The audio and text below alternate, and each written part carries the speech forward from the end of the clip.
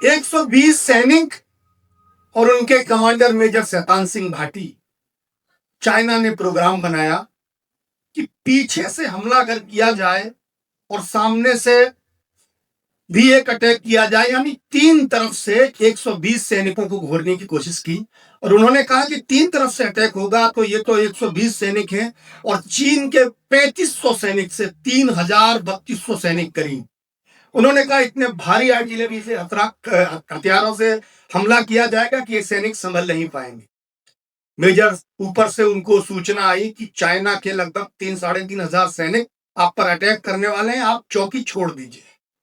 Major Shaitan Singh Bhati खड़े हो, उन्होंने अपने सारे ट्रूप्स को, पूरी पलटन को बुलाया और उनसे कहा कि जवाब, हम पर 3500 चीनी सैनिक हमला करने वाले हैं और हम मात्र 120 हैं।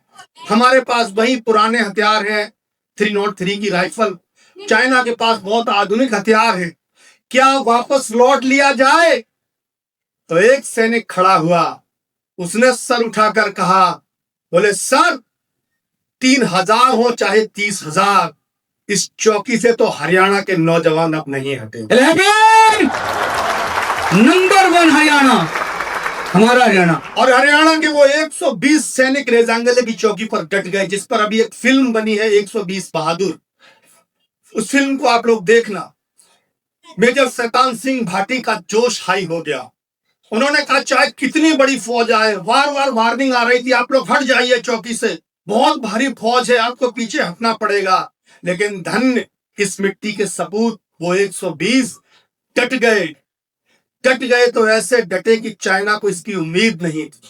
सारे लोग 3-3, 4-4 की टुकड़ी बनाई, जितनी भी गोलियां थी, जितने भी हथियार थे, इकट्ठे किए और कोई पहाड़ी पर, कोई मैदान पर, कोई नीचे गड्ढा खोद के गुफा में 120 सैनिक ऐसे लग रहे थे जैसे भारत के 10-15 हजार सैनिक यहां खड़े हुए हैं।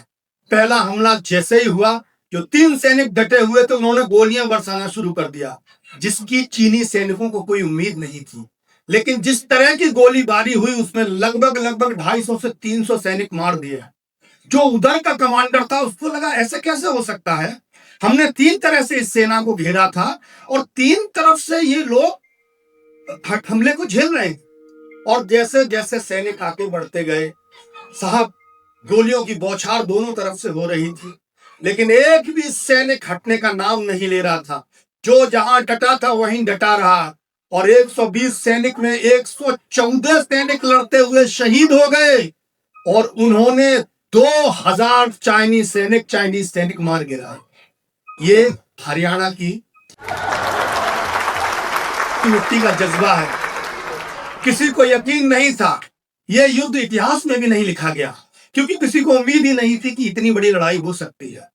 लेकिन कुछ समय बाद जब एक सैनिक रविंद्र नाम का दौड़ के आया, उसने बताया कि सर ऐसा हो गया है, तो जांच हुई जाकर।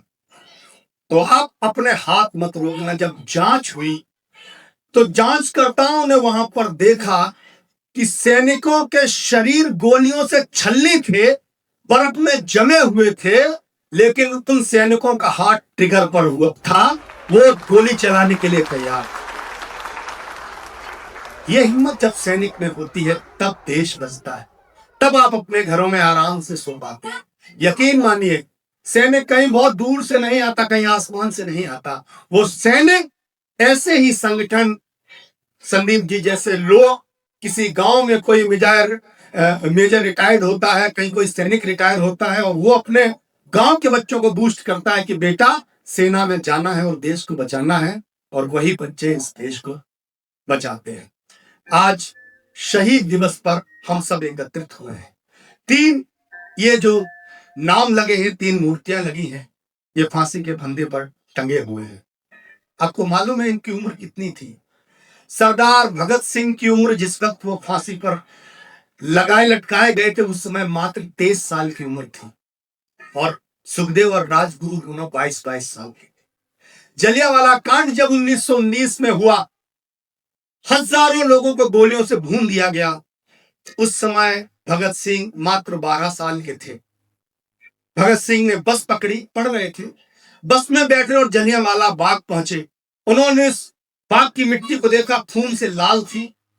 भगत सिंह ने उस मिट्टी को इकट्ठा किया, हाथ में लिया और घर लौट आए।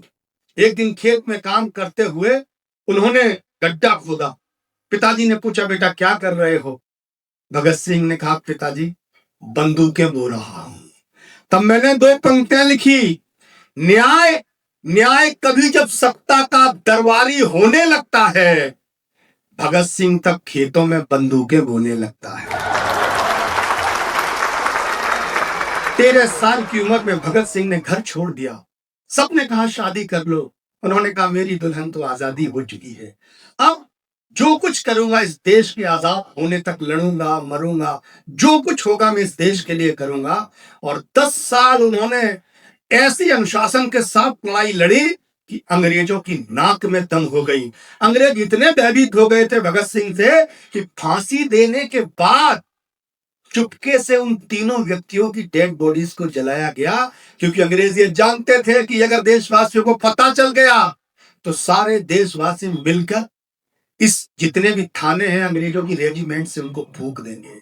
ये ताकत भगत सिंह की थी। और ये भगत सिंह हम सब के बीच भी है, सुखदेव हम सब के बीच भी है, राजगुरु हम सब के बीच भी है। ये देश हजारों सालों से था। मैंने अभी मेरे चैनल पर आप जाना, मेरा यूट्यूब चैनल है, फेसबुक पेज है, कवि कुमार मनोज। वहां पर कल परसों मैंने ईरान इराक इस पर अमेरिका युद्ध पर कुछ बातें कही। भारत दुनिया की ऐसी सभ्यता है जो सबसे पुरानी है। जिस वक्त भारत में वेद रचे गए, वेदों की रचना भारत में हो रही थी, उससे कुछ समय बाद ही ईरान में जैन अवेस्ता रचा जा रहा। यानी ये दोनों सभ्यताएं ऐसी हैं जो लगभग 200-400-500 साल एक दूसरे के समकक्ष हैं। सभ्यता कभी मिटती नहीं है, पूरी दुनिया प्रयास करती है उनको मिटाने की। देश मिट जाते हैं, लोग मिट जाते हैं, लेकिन जो हजारों साल से बुनी गई सभ्यता होती है वो कभी मिटाई नहीं जा सकती, वो कभी मिटती नहीं। और भारत एक सभ्यता है, भारत एक संस्कार है। मैं आपको ले चलता हूं एक ऐसे युद्ध के बारे में जिस युद्ध को आप सुनेंगे तो उससे बहुत कुछ सीखने को मिलेगा। मुगल हुकूमत भारत में थी, पानीपत का तीसरा युद्ध। अहमद शाह अब्दाली अपनी सेना लेकर पानीपत के मैदान में आया। और आप एक बात समझते हैं, कभी सोचते हैं, विचार करते हैं कि मुट्ठी भर अंग्रेज इस देश में इतने सालों तक शासन कैसे कर पाए? क्या इंग्लैंड से इतनी बड़ी फौज लेकर आए थे? बिल्कुल भी नहीं। उन अंग्रेजों का साथ देने के लिए हमारे ही देश के कुछ लालची लोग थे, जिन्हें तनख्वाहों पर रखा जाता था, जिन्हें हिंदी मुसलमानों में बांटा जाता था। और वही लोग इस देश के सैनिकों पर, इस देश के जाबाज जो देश के लिए आजादी की लड़ाई लड़ रहे थे, उन जाबाजों पर गोलियां चलाते थे। पानीपत का तीसरा युद्ध, मराठे अपने चरम पर थे। सदाशिव भाऊ मराठा की तरफ से लड़े। उन्होंने बहुत भारी फौज पानीपत के मैदान में जोड़ी। और ये भी हरियाणा के पानीपत की बात कर रहा हूं मैं। मेरा आज आपको ये बताने का मकसद है कि ये हरियाणा जो है कितना समृद्ध है, वीरों की परंपरा में कितना रिच है। चाहे वो बंदा बैरागी हो, चाहे गुरु गोविंद सिंह हो। आप सोचिए कि पानीपत के मैदान में हजारों मराठों की फौज और बहुत थोड़े अहमद शाह अब्दाली के सैनिक। अहमद शाह अब्दाली ने खड़े होकर देखा हजारों लाखों की मराठों की फौज। अहमद शाह अब्दाली ठहर गया। उसके सेनापति ने आकर अहमद शाह अब्दाली से कहा कि हुजूर लौट चलो, ये मराठे तो बड़े जोश में हैं, ये लोग हमको हरा देंगे। अहमद शाह अब्दाली ने कहा ठीक है, मुझे विचार करने दो।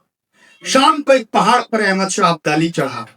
उसने 1 घंटे तक जहां पर मराठों की छावनी थी, पूरी छावनी को देखा। देखने के बाद लौट कर आया। उसने कहा सेना तैयार हो जाओ, कल हम युद्ध में उतरेंगे और यकीन मानो कि हम युद्ध जीत लेंगे। अहमद शाह अब्दाली का इतना कहना था कि उसकी सेना में जोश भर गया। बहुत बड़ी संख्या सैनिकों की नहीं थी, लेकिन उसके जो राजा था, उसका जो मालिक था, हुक्मरान था, उसने विश्वास जता दिया कि आप ही युद्ध जीतोगे। एक तरफ हजारों मराठे। सुबह युद्ध शुरू हुआ, युद्ध चला और शाम होते होते मराठे हारने लगे। 3 दिन के युद्ध में हजारों मराठों की फौज को मुट्ठी भर अहमद शाह अब्दाली के सैनिकों ने हरा दी। जब युद्ध अहमद शाह अब्दाली जीता तो जश्न में पार्टी हुई। मैं जो बोलना चाहता हूं वो सुनना। अहमद शाह अब्दाली के सेनापति ने पूछा कि हुजूर एक बात बताओ, मराठे इतनी भारी संख्या में थे, हम लोग इतने कम थे, उसके बावजूद आपने इतने विश्वास से कैसे कह दिया कि हम जंग जीत रहे हैं? जो अहमद शाह अब्दाली ने जवाब दिया, उस जवाब को सुनना और सोचना हम कहां से कमजोर होते हैं। अहमद शाह अब्दाली ने कहा मैं पहाड़ी पर चढ़ा, पहाड़ी पर चढ़ने के बाद मैंने देखा कि मराठों की फौज में हजारों चूल्हे जल रहे थे। जो ऊंची जात के सैनिक थे वो अलग बैठकर खाना बना रहे थे, जो नीची जात के सैनिक थे वो अलग बैठकर खाना बना रहे थे। कोई किसी का हाथ का छुआ हुआ खाना नहीं खा रहा था। मैं समझ गया कि जिस देश के लोग एक साथ मिलकर भोजन नहीं कर सकते हैं, वो एक साथ मिलकर युद्ध क्या लड़ेंगे। हमको पकड़ना है कि हमारी कमी कहां है। आज इस देश में धीरे धीरे ही सही हम उस तरफ जा रहे हैं कि हम ये भूल रहे हैं कि हमको खित्तों में टुकड़ों में बंटकर रहना है। यही गोपाल जाट इसी हरियाणा की मिट्टी का था। यही बंदा बैरागी जिसने औरंगजेब की ऐसी हालत कर दी थी कि अगर कोई धोखे से भी बंदा बैरागी का नाम ले देता था तो औरंगजेब अपनी फौज को कहता था भाग जाओ वरना वो काट डालेगा। ये क्षमताएं इस मिट्टी में होती है और यही ऊर्जा, यही जुनून हमें अपने बच्चों में पैदा करना है। हमारे अपने बच्चों की पहली जरूरत है स्वास्थ्य। यहाँ गार्जियंस बैठे हैं, उनसे मेरा एक विशेष निवेदन है, खासकर उन लोगों से जो मेट्रोपॉलिटन सिटीज में मदर फादर दोनों नौकरी करते हैं, वो अपने बच्चों को कम समय देते हैं, यानी कम समय दे पाते हैं। आपका बच्चा कितनी अच्छी तरक्की करेगा वो इस बात पर तय करेगा कि आप अपने बच्चों के साथ कितना टाइम स्पेंड करते हैं। आपका बच्चा गुमसुम है, आप उसको मोबाइल चला कर देते हैं कि बेटा गेम देख। आपका बच्चा बात कम करना शुरू कर दिया है, आप उसको डांट रहे हैं कि ये पागल हो गया है। आपका बच्चा पढ़ाई से मन हटा रहा है, आप फिर भी उसको डांट रहे हैं। आपको लग रहा है कि ये बच्चा ही मक्कारी कर रहा है। नहीं, बच्चे बहुत भोले होते हैं, उनके मन पर कौन सी बात लग जाए उनको पता नहीं होता। ये चेक करना हम गार्जियंस का काम है। हमारा बच्चा अगर वीक हो रहा है तो सबसे पहले हम ये समझें कि इस बच्चे में कमी कहाँ है। आजकल मल्टीविटामिन और तमाम सारी कमियां बच्चों में हो जाती हैं और हम कहते हैं कि बच्चा मक्कारी कर रहा है, बच्चा जानबूझकर नहीं पढ़ना चाहता है। तो बच्चे को पहले समझें। स्वस्थ बच्चा ही स्वस्थ भारत बनाएगा, ये पक्का तय ही। तो बच्चे का शरीर स्वस्थ होगा, फिर बच्चे का मन स्वस्थ होगा। आपको पता है, आज अखबार जब आप खोलते हैं तो आप देखते हैं कि आईएएस ने सुसाइड कर लिया। बहुत बड़े बड़े अधिकारी सुसाइड कर लेते हैं। कहते हैं पहले हमने कभी आत्महत्या भारत में सुना ही नहीं था कि भारत में भी लोग सुसाइड करते हैं। रिजल्ट नहीं अच्छा आया, पता चलता है बच्चा फांसी के फंदे पर झूल रहा है। अपने बच्चे को ये बताइए कि ये रिकॉर्ड्स, ये रिजल्ट, ये सब सेकेंडरी हैं। मेरे बेटे, मेरे लिए तुम पहले हो। तुम अच्छे हो तो पूरा भारत, पूरा परिवार, पूरा समाज अच्छा है। बच्चे के अंदर ये भावना जब तक हम पैदा नहीं कर पाएंगे, हमारे बच्चे यूं ही कमजोर होते रहेंगे। मैं इतनी अच्छी प्रस्तुतियों के लिए, आज जिन बच्चों ने यहाँ प्रस्तुतियां दी, उन बच्चों का स्वास्थ्य देखकर मुझे अच्छा लगा और मैं पुनः चेयरमैन साहब और संदीप जी को बधाई दूंगा कि ये सारे क्रियाकलाप जारी रखिए। इससे पहले मैं प्रतापगढ़ में कॉलेज में था, जो बड़े भाई मेरे जमुना प्रसाद जी चलाते हैं। यमुना जी ने भी वहां जिस तरह की व्यवस्थाएं कर रखी हैं, अपने बच्चों को जिस तरह से तैयार किया है, वो भी अद्भुत है। एक बार यमुना जी के लिए भी तालियां बजा दीजिए। ये भी शिक्षा के क्षेत्र में बहुत अच्छा काम कर रहे हैं। दिल्ली विद्यापीठ ऐसा बढ़िया काम करे कि कल को जब हम किसी जगह जाएं, दूसरे प्रदेश में, दूसरी जगह, तो कोई लड़का आकर मुझसे मिले और कहे कि सर मैंने आपको 10 साल पहले अपने कॉलेज में सुना था, आज मैं इस जिले का आईएएस हूँ, आज मैं इस जिले में आईपीएस हूँ। ये सपना हमारा होता है और मैं ये सपना देख सकता हूँ क्योंकि जिस तरह की व्यवस्थाएं इस प्रांगण में है, जिस तरह का जुनून इस परिवार का है, हमारी जो बहनें हैं, हमारी जो टीचर्स हैं, मैं जब भी यहाँ आता हूँ तो एक अपनापन मुझे इसलिए भी फील होता है कि यहाँ जितनी भी हमारी जो टीचर्स हैं, इन लोगों का एनर्जी लेवल बड़ा हाई होता है। एक तरफ से हमारे चेयरमैन साहब जिस तरह से बूस्टअप करते हैं, दूसरी तरफ से ताल मिलाकर ये सारे लोग भी साथ देते हैं। और मैं ये उम्मीद करता हूँ कि आपका ऐसे ही होठों पर मुस्कुराहट बनी रहे। इस विद्यालय प्रांगण को बनाने में जिस जिस एक व्यक्ति का जो सहयोग है, सारे लोग बधाई के पात्र हैं। गार्जियंस अपने ये कभी मत सोचना कि ये जो कल्चरल प्रोग्राम्स होते हैं इनसे पढ़ाई कमजोर हो जाती है, ऐसा बिल्कुल भी नहीं है। सालू मैम, आपने जो कविता सुनाई मुझे बहुत अच्छी लगी।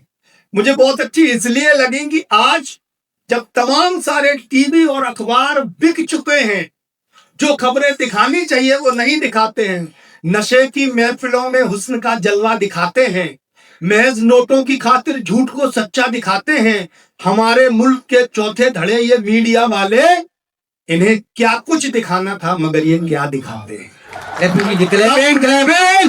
तब कविता के रूप में जिस सच्चाई के साथ आपने इस देश के हालात रखे, आदरणीय सालू जी, उसके लिए बहुत बहुत बधाई के पात्र हैं। चेयरमैन साहब बहुत अच्छे शेर सुना रहे थे, शेर सुनाते भूल गए। हरियाणा के बच्चे बहुत टैलेंटेड होते हैं, इनसे सीखिए। मैं एक स्कूल में गया तो एक बच्चा आया, उसको सिखाया गया कि बेटा तुझे सुनाना है, 15 अगस्त आएगा नया सवेरा लाएगा। बच्चा माइक पर आया, उसने याद कर रखा था 15 अगस्त आएगा नया सवेरा लाएगा। माइक पर जैसे ही आया उसने कहा 15 अगस्त आएगा, अगली लाइन भूल गया। 15 अगस्त आएगा, 15 अगस्त आएगा, नीचे से किसी ने चिल्लाया, बोले आगे। बच्चा बोला आगे 16 अगस्त आएगा। तो कई सारी चीजें तो कॉन्फिडेंस से हैंडल करी जा सकती हैं। ये सीखने वाली बात है कि जैसा जब मौका हो, मौका देख के चौका लगा दो। आप सबको बहुत बहुत बधाई। अभी हमारे जो कवि गण आए हैं, मैं चाहूंगा कि थोड़ी देर आप और रुकें। वो यहाँ तक आ गए हैं तो उनसे समय का सदुपयोग कर लीजिए, कुछ सुन लीजिए, वरना तो ये टीवी पर सुनने को मिलते हैं। तो मैं चाहता हूं कि मैं अपनी वाणी को विराम देते हुए हमारे जो कवि गण आए हैं उनकी कविताओं से आपको रूबरू कराऊं। एक बार बहुत जोरदार तालियां सबके लिए, इस प्रांगण के लिए, इस परिवार के लिए और हमारे कवियों के लिए। बहुत बहुत धन्यवाद।